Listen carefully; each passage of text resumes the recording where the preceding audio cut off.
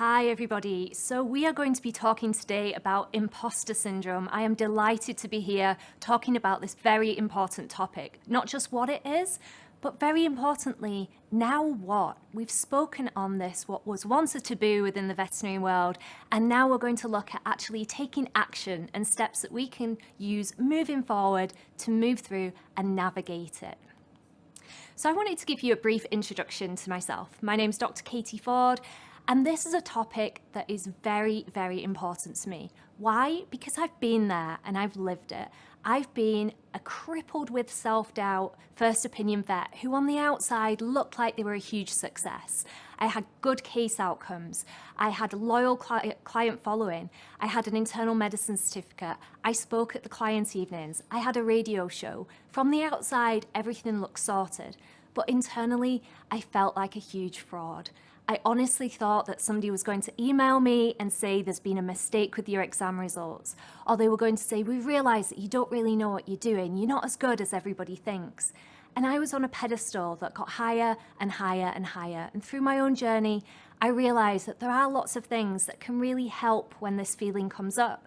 And we don't have to see it in the same way. So I'm talking to you not only as a coach, not only as a mentor and a speaker, but as a vet that has been there, feeling like everybody else has it sorted out, when actually so many of us experience imposter syndrome. That worry overnight, have I done the right thing? What if somebody else sees my cases and realizes that I've missed something?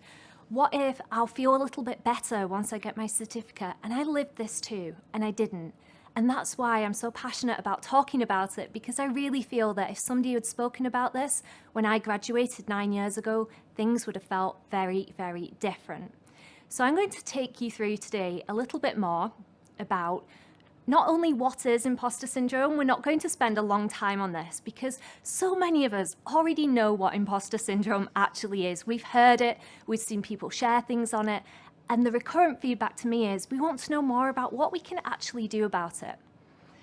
It is very important though that we understand, where did it come from?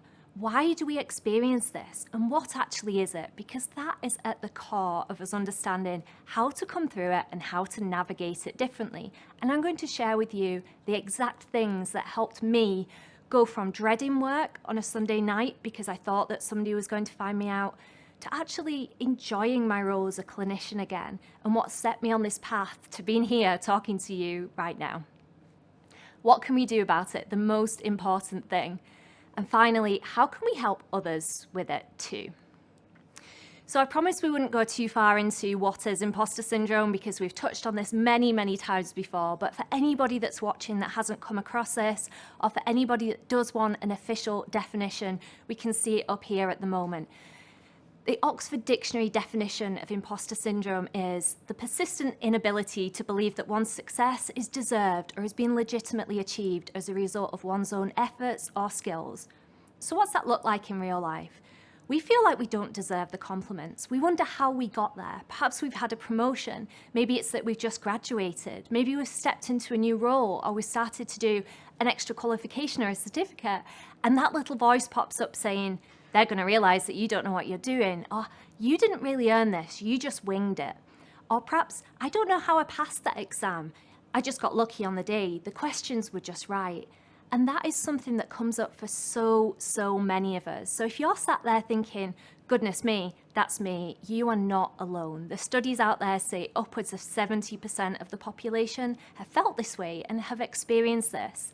And in the vet world, certainly from the polls that I've run when on live calls, it's usually been upwards of 90%. And I personally coach vets that are specialists, that are new graduates, that are nurses, that are head nurses, that are students. We all have very similar feelings around this, and it is not because you are a fraud. We won't dive too much into the background of the discovery of it, but it was first noted in the 70s from High Achieving Women by Pauline Clance and Suzanne Imes in 1978. They called it the imposter phenomenon because they spotted that these women, despite how many qualifications, accolades and achievements that they had, they still felt like they weren't good enough, or that someone was going to unmask them and find them out. And that's quite important because we'll dive back a little bit into that as we move forward. So I just want you to know, if you've not heard of imposter syndrome before, and this sounds like it resonates with you, you are not alone. This is common, and it does not mean that you are an imposter. So we're going to dive a little bit more into this as we go. But firstly, we've said that what it is, but now we want to look at why is it important. Apart from the fact, and as I've already explained to you, I've been there and I've lived this, and I felt that discomfort, and I felt that imposter feeling, and that feeling of, goodness, I really don't deserve to be here, and someone's going to realize soon that I don't know what I'm doing, and oh goodness, what if this happens and this happens? And you live so many nightmares in your head that never actually come to fruition, but they may as well have done because you experienced it in the same way. But aside from that and the discomfort of it, there have been several studies into imposter syndrome, and they've highlighted things. For example, a review of imposterism from 2019 found that imposter syndrome was actually linked with depression, anxiety, impaired job performance, reduced job satisfaction, and burnout. So this is an important topic. It's not just a frustrating niggle that gets in the way every now and again. And imposter syndrome has also been associated in students with burnout indices. And the really interesting conclusion that they came to from this particular 2016 study was that we need to avoid shame-based learning, because essentially a lot of the time when we do feel like imposters or we feel like frauds, we think that not getting something right is just evidence towards the fact that, heck yes, I must be a fraud, I mustn't deserve to be here, because we just think that that ticked that box. So actually, if we take one thing from this, if you're watching and you're involved in learning or teaching, there are going to be your students out there that will feel like they don't deserve to be there, despite all external appearances. So please bear that in mind if they don't get something right. And this isn't about us giving last place medals. It's about us actually being aware that quite often we don't know what's going on between someone else's ears, and we might just need to help them and support them when they're not getting things right. So we're going to come on to how do we actually define this. Now, a lot of people ask me, is imposter syndrome a mental health condition? And the answer is no, it is not. It's technically defined as what we call an experience in reaction to stimuli. What does that mean? It means that as we're going through life and something that stretches us or where we're growing, then quite often we're going to feel it there. Now, the important thing to note, looking at the previous slide, is that actually imposter syndrome can be comorbid with things like anxiety and depression, and it can progress to those. And when we look at it from a really common sense term, if you constantly think that somebody's going to find you out at some point, it would be understandable for you to start to feel anxious about that. Somebody's going to unmask me. Somebody's going to topple me off this pedestal that I've been put upon. So it's really useful for us just to bear in mind that actually feeling like an imposter is essentially a scale. At the beginning, it might be a niggle. In the middle, it might be uncomfortable. And from then onwards, we might actually need to seek out more help with it. And that just gives us more solid evidence as to why this is a very important topic for us to talk about. So when we talk about it being an experience in response to stimuli, what kind of stimuli are we talking about? It might be exams or achievement, time when we're growing. Essentially, if you are stepping out of any type of comfort zone, imposter syndrome is going to jump in. Might be graduation, it might be promotions. It might be at certificates or diplomas. It might be if you win an award or you have an achievement. This is not something that is limited to new graduates. This is not something that just happens when you're in school. This can happen at any point through our career, particularly in the vet space, because we're always growing. Whether that's a really challenging case, or whether that's a certificate, or whether that's going into a new job as a vet, there are always times where our comfort zones are going to be pushed, and that little imposter voice is going to jump in and start saying to you, oh, are you really good enough to do this? What if they realize you're not as good as they all think? So this is really important for us to know. Know when to expect this. It quite often does come up when we're pushing comfort zones, when we are stretching ourselves, and that is normal. I said right at the beginning, a really important part of us navigating imposter syndrome is for us to understand a little bit more about where it's come from. So I'm going to just tune into this for you for a little while, telling you what the origins of imposter syndrome were and help you to understand your mind a little more. So I'd like you to think of your mind as an iceberg, essentially. We've got the tip of the iceberg. That is our conscious mind. And essentially, that takes up about 10% of our mind. That's where we're aware of our thoughts. That's where we know what we are thinking about in that moment. But underneath the surface is our subconscious mind. And this is all of our patterns, all of our habits, all of our behavioral patterns again, everything that's ever happened to us sits in our subconscious. Now, if we really think about it, at any one time, we are bombarded with millions to trillions of pieces of information. We have to filter that somehow. Our conscious mind could not perceive every single thing that was thrown at us. So what happens? Our subconscious screens that and tells us just what is important to us. So it will delete, it will distort, and it will generalize. But how does it do that? The way that it does that is based on what we call our belief systems. We think of ourselves as a blank slate when we came into this world. We were taught a certain number of things from our family, then we went into school and we were taught things, we went further into college and university, but the vast majority of our beliefs were actually set when we were very young, before 7 years of age. So we've been handed a lot of things that we think about the world that might not have much fact behind them, and we didn't choose. And I like to think of this as what makes up that little negative inner critic that pipes up, as that our subconscious mind screens a certain situation and gives us feedback based on what we've learned in the past and what we've learned before. So what does this actually look like? Well, we go back to the study in the 70s where we talked about imposter syndrome first being noted by Clance and Imes. And they said there were 3 outcomes that they noticed formed quite solid beliefs that could lead to imposter syndrome in adults. Now, the first one was the child that was the natural genius. They were always good at everything. So what is the belief that got held in their subconscious mind? That was that everything that they do should come quickly, it should come easily, they should do it on their own, and they should be the best at it. So what does that mean happens? Okay, our subconscious mind is like a lens or a filter that we see the world through. So we look at a success, we see it through that filter, and essentially we cross-reference it and we say, well, actually, I didn't do it that easily, so I must be a fraud. Everybody else did it really easily. Or I had to put extra work into it, or I had to ask for help, and that means that I didn't deserve it. So we can see the external achievement, but as our subconscious has screened it and we believe every thought that pops up for us, we actually discount that and can't own it. Now, the second belief that Clance and Imes spoke about was when they got younger people that either had a very high-achieving sibling or a high-achieving friend. And what would happen then? They'd constantly cross-match themselves and they'd compare. Oh, well, my sister's always doing better than me. And even if they were as good as them, their mind would find a reason why they weren't as good. So you can see how, again, that can make us feel like frauds and imposters because we have achieved something and we look at it through that lens of, well, everybody else is doing better. And we can say, yes, we got 85%, but actually everybody else in the class got 95. So I don't feel like I earned it. Can you see how sometimes these belief systems that we were given when we were younger actually impede our ability to own these successes because we believe every thought? Those thoughts just pop up from our subconscious mind. So we're going to step into realizing we don't have to believe everything that we think. And the third reason that Clance and Imes spoke about was what we call societal stereotypes. And what does this mean? This means we were taught what a certain person or position or job role should look like. Maybe in the vet space, we've been taught about James Herriot. Maybe we've been taught that vet roles are only clinical roles, or perhaps we've been taught what we think a clinical director or a JVP would look like. And then when we achieve or get to that role, we cross-reference ourselves and say, well, that's not what I look like and how I act and the path that I got here, so I must be a fraud or I must be an imposter. But when we step back and look at it that way, we realize, actually, sometimes our mind can play very clever tricks on us. And looking at the lens of the world and looking at it through that way, we don't necessarily have to believe it.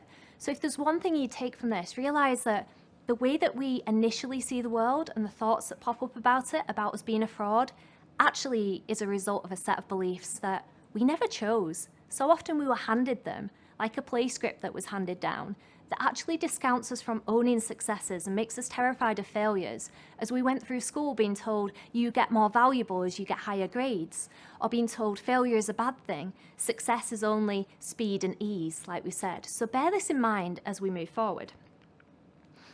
So we've touched on briefly here that our belief systems and our identity become the way that we see the world. It's a screen. And it is formed as a result of repetition on the whole, things that we're told again and again. And then this becomes self-fulfilling because when that lens sees the world and says, yes, success is only if you've done it with speed and ease, then we start discounting ourselves as being a success. And then it just becomes self-fulfilling, whichever belief that we've had, because our subconscious has meant that we have only seen evidence to make that belief right. The aim of our subconscious mind is purely to be right and to keep us safe. So sometimes when these thoughts do pop in, they're just trying to keep us away from change.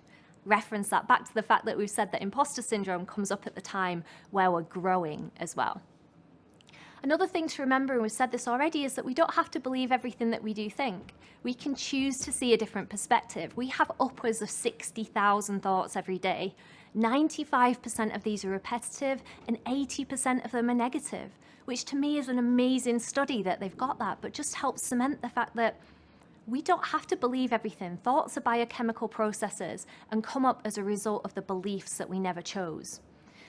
So this means that we can end up with skewed beliefs on what success is and what failure is. Like we said already, we don't own many of our successes because we've put stipulations on it that we should have done it on our own, or that we shouldn't be looking things up, when actually you still got the outcome. The good news is, though, that we can change this through something called neuroplasticity, and this means that we can make new wiring systems in our brain. We didn't think that we used to be able to, but actually we can. So if we look on the left here, we've got an example of this blank slate, and as we've gone through life, we've got these beliefs. For example, failing is bad, we're not deserving, we are maybe the smart one, we might be the shy one, that our grades equal our value. We've only got to look back to times when we were younger, and maybe that's when we got all the praise and felt valuable, was when we did well in school. Perhaps we're told some certain stereotypes, or we're told that success is just speed and ease. And overall, we can be left feeling not good enough despite whatever we do externally, because we believe that inner critic as it tells us its stories. But this is us stepping back and saying, you know what? We don't have to believe everything we think. So if we look at this on the screen here, where we've got the diagram of the person, imagine that you failed an exam. We're going to look at that through this view of beliefs. And we've got there that our grades are our value and that failing is bad. We immediately feel bad from that because failure has a negative connotation to it. Or if we just about passed, but we had to put a lot of work into it, we reference it on here and we say, actually, success is only if we do it easily and quickly. So again, we discount it. So what we're saying is, just remember, some of those thoughts about a situation that initially pop up, you didn't choose them. You don't have to believe them. You were handed them. And it doesn't mean you're a fraud. Sometimes it just means, okay, I need to take a step back and look at this differently. So you can see one of these actually in action, which is the fear of failure, which this is in what we call the imposter cycle from Clance, who was one of the ladies that did do the initial study in the 70s. And she shows here that the fear of failure can actually really drive and exacerbate our feeling of being a fraud. So if you look here, we can see that, first of all, we feel like we're worried about failing a certain exam or a topic or a project that's coming up. So we tend to do one of two things. And this isn't the case that people do one or the other. It's just the case that some people will do one in one instance and sometimes will do the other in another instance. And those two things are, first of all, procrastination. Say you've got 8 weeks to do a task, and for the first 7 weeks, you think, goodness, this is quite scary. I don't want to do it. I don't think I'm good enough to do it. So we put our head in the sand. And then in the last week, we get it done. For the second group of people, they might overwork. They might say, look, I've got 8 weeks. I really need to prove myself. I need to prove that I'm good enough. So they'll work like really hectic hours to try and do everything they can in those 8 weeks. Now, the irony is when we come and we finish, both people feel relieved and we look back. And those that procrastinated say, well, you know what, actually, success is only if you put the work in. And they say, I only got away with it. I just winged it. I did it in the last week. I just managed to get lucky with managing to do that. The other people that did the overwork, they say, well, everybody else probably didn't work as hard as me, therefore I don't deserve it. And that's the real irony, is that both types of work end up with a similar feeling of feeling like a fraud. And you can see how that just comes from that fear of failure. Either I need to over-prepare so I don't fail because it's scary, or I'm just going to hide from failure because it's terrifying. If we can unmask that, we can undo a little bit this imposter cycle. And I want to tell you just briefly before we move on to some real tangible tips for imposter syndrome and what we can do about it, about our reticular activating system and what this means. So we've talked about, we've got the conscious mind and we've got the subconscious. Our subconscious mind obeys our conscious mind. If we are consciously thinking about something, so for example, I'm a fraud, or I'm not good enough, or we hold on to and we squeeze one of those automatic thoughts and believe it must be true, we are telling our subconscious mind, this is important. And a real key example to this from professional development is looking at buying a new car. So for example, you're looking at buying a red Ford Fiesta, and you end up looking on all the marketplaces, you end up on Auto Trader, you're looking at red Ford Fiestas everywhere. You've spent a lot of time consciously fixated on that because it is important to you. When you're driving around then, you will see those cars everywhere. And no, it's not because they're more common. It is because your conscious mind has told your subconscious that is screening billions of pieces of information that this is important. So it will pull out and say, hey, look, there's a red Fiesta, there's another one, there's another one. And we start thinking, hang on one second, have these got more common? Has everybody bought one? The reality is not. Your mind has just pulled that out as being useful. So just know that sometimes if we spend a lot of time saying, I'm a fraud, and believing that thought and putting a lot of weight to that thought and the story, all we're going to see is examples of why we're not good enough. And that means that we miss this massive mountain of skills and successes that we're stood upon. So we're going to come back to why this is useful. But just remember, we do not have to believe everything that we think. We didn't choose the thoughts, we didn't choose the belief systems. So what do we look at when we're looking to form new beliefs? Because we've already said we can form some new circuits. This is neuroplasticity. And this does take time, and it takes practice, and it takes self-awareness and self-compassion. So just remember, you are the listener to those thoughts, and you the experiencer of the feelings. You are not your thoughts, you are not your feelings. If we have a feeling that means that we might be feeling bad, and I don't like to label feelings good or bad, it doesn't mean you're a bad person. If we have a thought that we're a fraud, it doesn't necessarily mean that you are a fraud. Underneath, that person that is listening is valuable. They are unique, they're one-off, and they are complete already. We've been taught through life that we have to achieve more and do more and do more, and then we'll feel that way. But actually, feeling that way in the first place is more likely to get those things to come to us. So just remember, we don't have to believe the imposter narrative. When it comes up saying you're a fraud, it does not mean that you don't deserve to be there. It might just mean that you're pushing some comfort zones, that you're cross-referencing your achievement with whatever beliefs you didn't choose. What if we're growing? What if we look at it as, okay, this feeling's come in, doesn't mean I'm an imposter. I felt it as imposter syndrome before. I know why it's here. It's come up because I'm stepping up. I'm doing something new. I'm doing something that's different. I'm doing something outside of my comfort zone. So actually we form these new ones through repetition and through challenging the old ones and realizing that our conscious mind can accept or reject thoughts. And yet I'll step off the pedestal before anyone puts me on it. I still have times where I get drawn into a story in my head and think, oh, hang on one second. I started believing that narrative, because our thoughts do lead to our feelings. So remember, underneath all those thoughts you never chose is a one-off, unique, valuable person that is full of potential to do anything that you want to do, just not everything. So imagine if these were the new thoughts and beliefs that we started to tune into. And this doesn't mean they always pop up automatically. It means when that thought that comes up that says failure is bad can say, you know what, I hear you, but actually perhaps failure is where we grow, and we start repeating that to ourselves. So you can see here, we'd have some new beliefs that we are starting to form. So success can involve help, that we are valuable, that it's okay to take a break, that success is about enjoying the journey as much as getting to the end point, and that we are enough. And that sounds really cheesy, and I used to previously, looking back, think that using the term I am enough meant that I'd given up, or that actually that was me settling, but it's not. It means that as you move forward, you can actually value yourself and not put your worth on the outcome, and not feel like you're less valuable because you've had to ask for help, or you felt like you've not got 100%. So you can see here what a difference that would make. So when we go back to that example of passing an exam, previously we'd looked and we'd said, oh, well, actually I got 85, but everyone else got higher, or I didn't deserve it for this, this, and this. We'd discount those thoughts, and we'd start replacing them and actively putting in, look, I worked hard for this. There's always going to be more to learn. And getting help is okay. We work in teams. And slowly with time, we'd start to feel more proud. And that does take practice. It's like driving a car. It's going to feel a bit awkward at first, but as you do it more and more, it's going to go more into your subconscious, and it's going to become easier and more natural. So now what? What now? Now we know what it is, and we know that it's common, and we know that it's due to limiting beliefs and often being defined by our failures rather than our successes. And we know when to expect it. We know when it's coming up. But what else can we do? And I've broken this down into 3 main areas. So the first one is self-awareness and self-compassion. And we're going to dive into what I mean by this in just a minute. But self-awareness is us realizing that we are not our thoughts.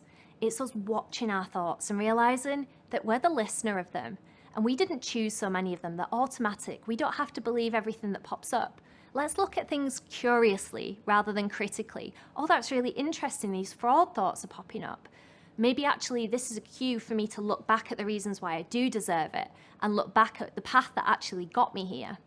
The second thing is self-compassion, and this is a whole topic in itself, but this is essentially being kind and understanding to ourselves. There's a lot of work out there. Kristen Neff is a brilliant person to go and look at, but there are 3 components to self-compassion. The first one, ironically, is self-awareness. Letting non-judgmentally whatever thoughts and feelings pop up and not being angry with ourselves, not saying, oh goodness, I shouldn't feel nervous about this, saying, okay, this is all right, we feel nervous about this. Let's be gentle with ourselves about it rather than trying to push it away and suppress it. The second part that we'd like to add in there as well is about the common human experience. And this is a really important one. So often we will put ourselves on pedestals where we think that we have to feel a certain way or we're not allowed to experience certain things. When the reality is everyone is struggling with something, even the ones that look like they've got it all sorted out. So realize that we are all human. And in that, we'll talk a lot about when we're going through self-awareness, think about what you'd say to a friend. And I know a lot of us found it very difficult to say to ourselves what we'd say to a friend because it's unnatural. It takes a while for the unfamiliar to become familiar. But actually, that's the basis of self-compassion. Allow yourself to feel and say, look, I identify that feeling of imposter syndrome being there, but it's not because I'm a fraud. Let's see how we can be a bit gentler with ourselves. And the third component to self-compassion is actual acts of self-compassion, whether sometimes that is outright self-care or whether that's reminding ourselves it's okay to go and ask someone for help or assistance or making the important phone call. It's not always bubble baths and Netflix. Sometimes it is parenting ourselves too. So when we look at self-awareness, sometimes it's choosing a new narrative and choosing to add that in. And yes, it's going to feel unnatural at first when the imposter thoughts pop up. So, okay, I notice that I'm feeling a bit impostery. That's okay, I've noticed it. So how can we reframe that? One of the really important things for us to look at and can be really helpful is the work of Carol Dweck from Stanford University. She talks about the growth mindset and how actually we can either have a growth mindset or a fixed mindset, which we'll show on the slides here the difference between the two. So a fixed mindset has us believe that our intelligence is fixed, and our belief systems have us think that failure is shameful and should be avoided. It will make us think that some people are just naturally brilliant because we only see their successes. We don't see the work behind it. We think they were an overnight success, whereas actually they've had failure after failure to get them to where they are. We might take feedback quite personally because our subconscious will screen that and say, this has gone wrong, therefore you are not a good person, and we feel bad for it. But actually we can look at that thought and say, hang on one second, I know where this is coming from. It's coming from that inner critic. I'm choosing not to believe it. We might blame others. We might be discouraged if something doesn't go to plan. And essentially it is, yes, believing that inner critic that we all have. And believe me, as somebody that works with people on all, and I hate the word levels, but all stages of career, that inner critic is always going to pop up, but we can choose not to believe it and realize that we didn't choose it. And it says the same thing to so many people. So what would we choose instead? And a really nice way to look at it is the growth mindset. So realizing we've all got potential that can be unlocked, that failure is growth and opportunity. We are all going to fail at something. And I realize in our profession, sometimes failure does mean worrying and emotional outcomes, but it doesn't in every circumstance. And sometimes us getting comfortable with failure can be really valuable to us. Remember that people are good at things because they have actually built and worked on their abilities. They've spent the time, they've had the failures, they've made the small mistakes. Spend some time learning and reflecting, and they're empowered by that. They realize that life is one long school, and there's always going to be lessons as we go in there. And actually, essentially, being our own cheerleader, as cheesy as that might sound, because we are our longest relationship, essentially. So what are the actionable tools that we've got for our self-awareness and our self-compassion? The first thing is creating space between ourselves and our thoughts. So realizing that we so often get drawn into the ocean and the sea of thoughts and believing everything that we think, oh goodness, you feel like a fraud, it must be true, here's all the evidence. Taking a step back and looking really curiously. And that might involve journaling, writing things down, getting them on paper, seeing them in front of you, rather than listening to them between our ears can be really valuable.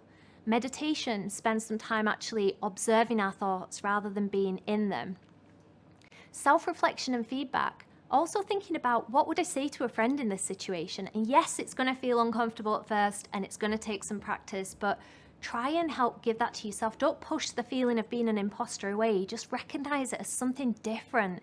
This is because I need to realign my focus, and we're going to come on to that in a minute. Trying new things actually is really useful. You know, outside of the vet space, so often we've got so scared of making a mistake or a failure that if we step out of that and go and look at different hobbies outside of work and get used to failing things and seeing it differently, that it's growth and that's how we get better, that can be a really valuable lesson for us. And finally, in terms of self-awareness and self-compassion, get clear on why you're doing what you do. I know for me personally, I got so drawn into the narrative that I was doing this just to try and prove that I wasn't a fraud and try and make sure that I wasn't found out and to try and keep up with the expectation that everyone had on me, that I forgot why I was doing the job in the first place. So spending some time doing that can be really, really valuable. But the first step I'd take away from it is you don't have to believe everything that you think. So the second thing that we talk about here of 3 will be to realign our expectations and our focus. And what do we mean by this? When we've got beliefs that success is only if we do it on our own, success is only if we know everything, success is only if we've done it easily, then we can mean that we're discounting a huge amount of successes. We don't have time today to dive into the different types of imposter syndrome, but they can be a really useful seed point for us to look at and say, okay, for some people, success is doing things on their own. For some people, it's getting 100%. For other people, it's meaning that you juggle multiple roles or that you know everything. And these standards can actually be impossible to reach sometimes. How is it that we can say, I am only successful when I know everything? And we know in our profession that we can't know everything. We're taught at vet school and vet nursing school that actually we know where to find the right information. We know what a reliable source is. We know what the next logical step is. We don't have to be a walking encyclopedia. And also, what is our focus? Are we focusing on all the things that have gone wrong and why we think we're a fraud and looking at the bit of a hill that we've still got to go up? Or actually, are we going to look back and say, you know what, I did actually earn my place here. There was no mistake, because there wasn't. And these are really key things to do. When the imposter syndrome feeling comes up, spend some time realigning your focus and looking at, why do I deserve this? How did I get here? Who else could maybe give me some support and encouragement? And what am I asking of myself?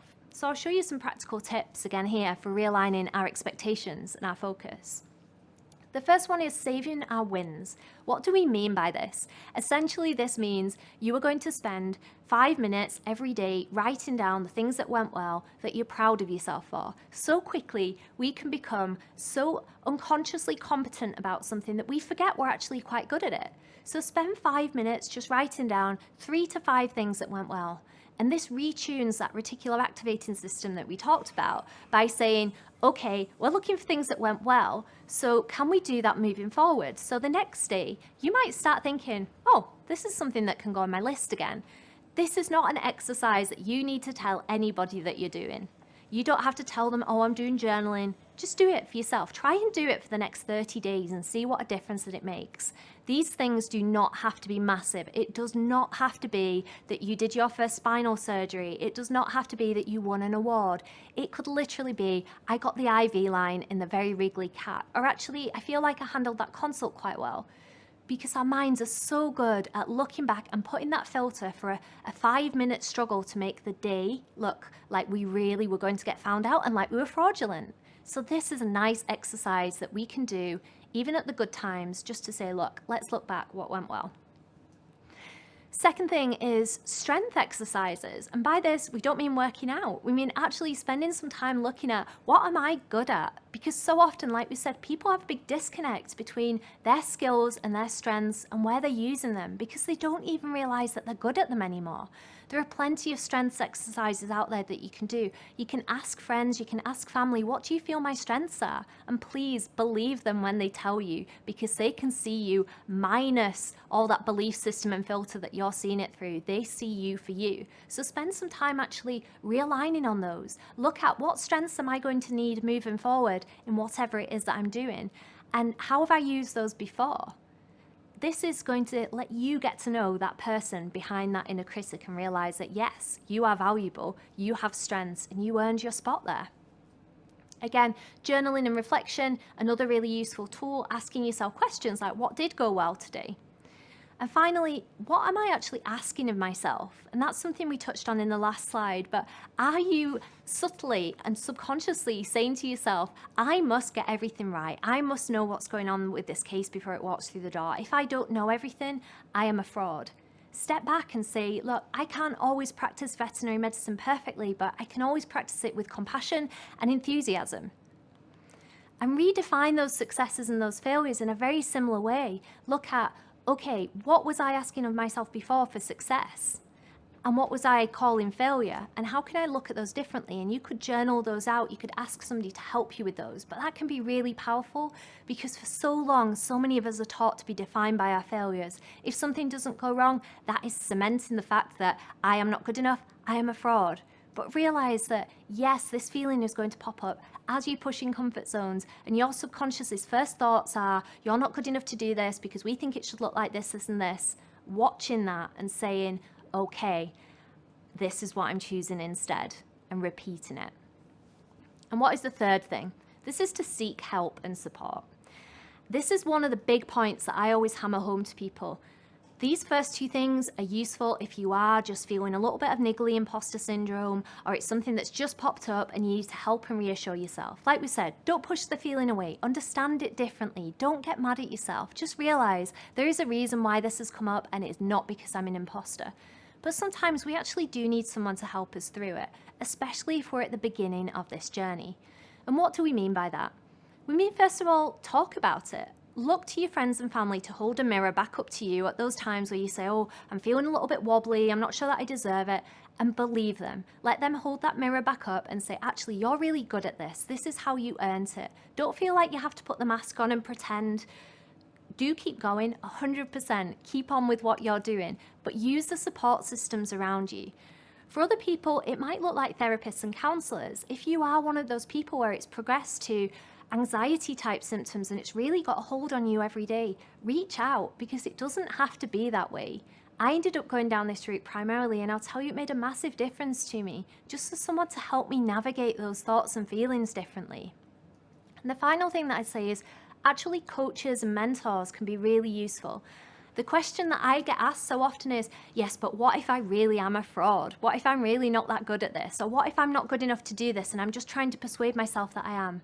That's a point to step back and speak to one of your mentors who can see you from the outside, knows your skills and capabilities, and can help you and guide you.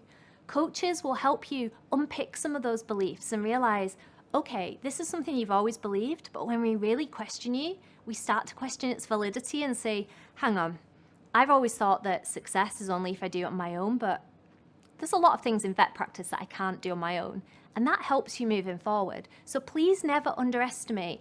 If you've heard a lot about imposter syndrome, you've seen webinars on it before, you've tried some of these bits and you're really still struggling, it might be at a point where it is worth reaching out to a coach or a counselor for a little bit more help.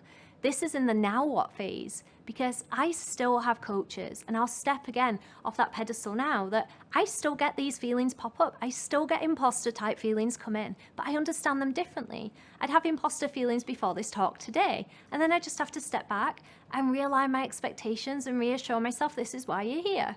And then I'll come, and I know that I just don't have to give that much credit to the thoughts that pop in. And then finally, the last thing that I wanted to touch on after those 3 points, like we say, the 3 things we can do: raise our self-awareness and be more self-compassionate, realign our focus and expectations, and look for external help and talking, is for us to look at that next step. How do we help somebody else that has felt this way? Because there is huge power in that too. And the way we do that is, first of all, talk to them, normalize that. The biggest thing that I wish that somebody had done for me would be, rather than continuously telling me that I'm brilliant and I'm fantastic and I'm wonderful, when I'm saying, oh, I feel a little bit wobbly and like I don't deserve it, was for them to say, you know what, you are brilliant and fantastic and wonderful, but we sometimes doubt ourselves as well. We sometimes get that feeling, and you know what, it's got a label and we call it this. And imposter syndrome isn't a condition that you're going to have forever. This is just something you're navigating your way through. That would have really helped me, rather than thinking that everybody else had it sorted and that they never felt that way. Share your stories, past and present. Share the examples where you felt like a bit of an imposter, whether that was when you first started in practice, whether that's just been now, whether that's last week, whether that's even as a parent, or whether that's in a context out of the vet profession. There is so much power. Stories connect us.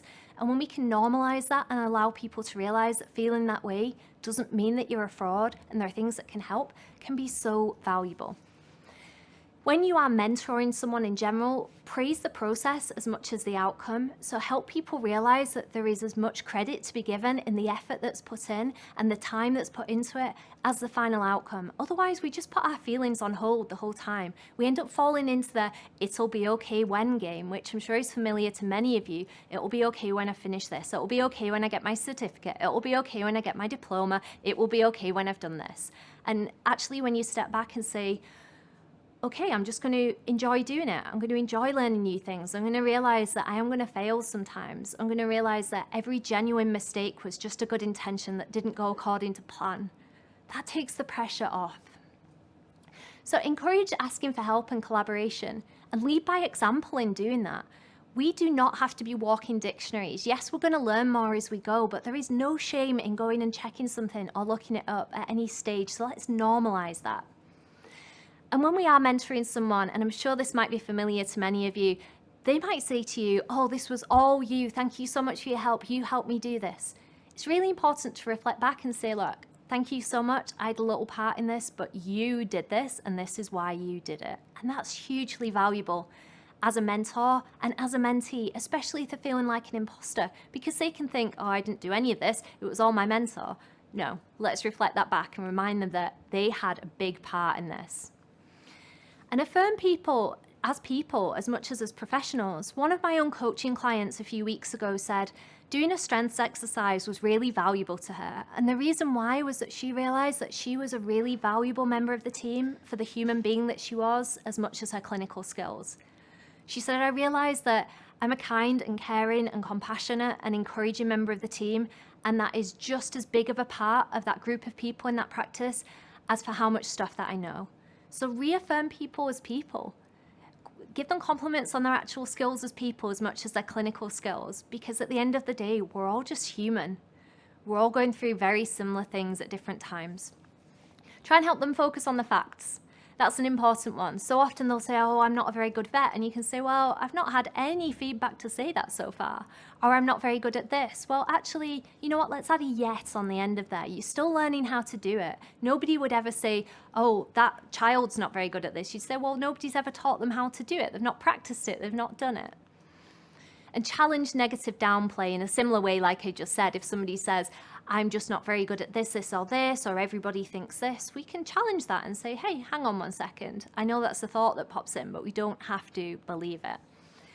And encourage seeking help if they need it. Maybe there are some people out there that might not look like it. They're almost like these big imposter icebergs where they look like everything is brilliant on the surface, but we just don't know what's going on underneath. And if you're worried about someone, chat with them and redirect them to some of these other sources of help, because it can be hugely valuable. And it can also be the people that we least expect it. And that's why all of these topics as mentors are really important. Normalizing failures, supporting people, checking in on them if something's happened, because they might look like the robust one from the outside, but internally that might be one big stamp of evidence towards the imposter syndrome they've been experiencing. So as we come to the end of this now, I'd really like you to take away from this that it's so important to be kind to yourself when this feeling comes in, because it is not because you are a fraud or because you don't deserve it. It is often because we are seeing it through a lens, listening to an inner critic that we didn't choose, that is making us see the situation in a way to make us round off that story that it must be because we are frauds. And it really isn't. Quite often it's a time for us to be kinder to ourselves, for us to see things in a different light, say, hey, I don't need to believe that negative voice, focus on what we choose to replace it with, and just keep going. Imposter syndrome isn't a reason to stop. Sometimes it's a reason to be kinder to ourselves. Sometimes it's a reason to reach out for support. Sometimes it's a reason for us to look at our strengths again and realign to why we've come that far and how we've done it. But it's not a reason to think that you are actually an imposter, because you really aren't. So if anyone has further questions after watching this, please do feel free to get in touch with me. And thank you so much for listening. And any of you that do feel like imposters right now, you really aren't. And I've been there and I've seen that and I've lived it. And there's a different side to navigating the way through it, not pushing the feeling away, but seeing it for what it actually is. So thank you.